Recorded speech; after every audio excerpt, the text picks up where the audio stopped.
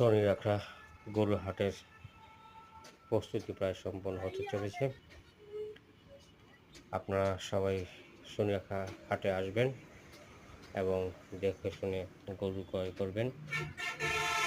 মোটামুটি শনিরাখা থেকে কাজলা পর্যন্ত কাজ এগিয়ে গেছে।